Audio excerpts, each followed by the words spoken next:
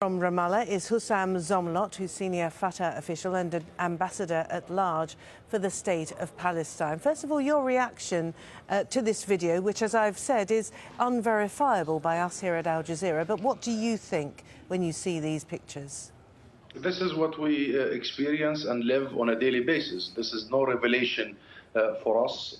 Number one, Israel, from its inception, has a security doctrine of excessive use of force, of terrorizing the nation, of trying to inflict its political agenda via the use of disproportionate power. If we shout, they shoot.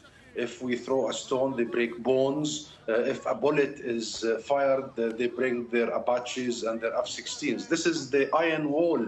It's a very ideological base upon which the whole state of Israel was founded, and that's how they were able to ethnically cleanse most of historic Palestine. But what we have been seeing recently goes beyond even this mentality of excessive use. This is the mindset of a mob, the mindset of a mafia, the mindset of actually gangster-like groups who are there just to kill for the sake of killing.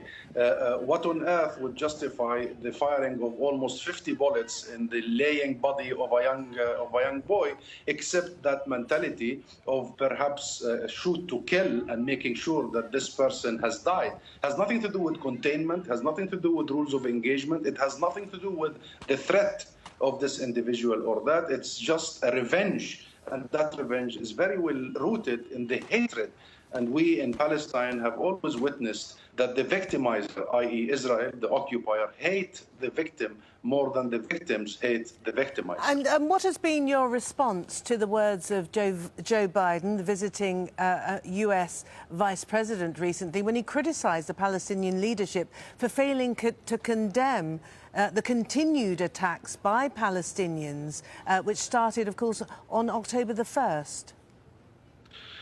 It's very unfortunate that Mr. Biden says so at this very particular moment. It's very unfortunate when he knows that Israel employs two legal systems, one for the Israeli Jews that they claim to be democratic, and one for Palestinians. And the one for Palestinian is draconian. The one for Palestinian violates the very basic human rights. It's very unfortunate that such a senior figure in the U.S. comes and wants to only focus on the reactions by some desperate, hopeless young people instead of focusing on the action of occupation and colonization, on the action of besiegement of entire nation, on the actions of this murder that you've just asked me about, on the actions of deprivation, collective deprivation, and most importantly, this wholesale denial of our right. Mr. Biden knows very well that this is the root cause of the whole thing. Mr. Biden knows also that the solution to this issue is political, and no matter how much you employ your spin, and no matter how much Israel employs its bullets, in the end, nothing will resolve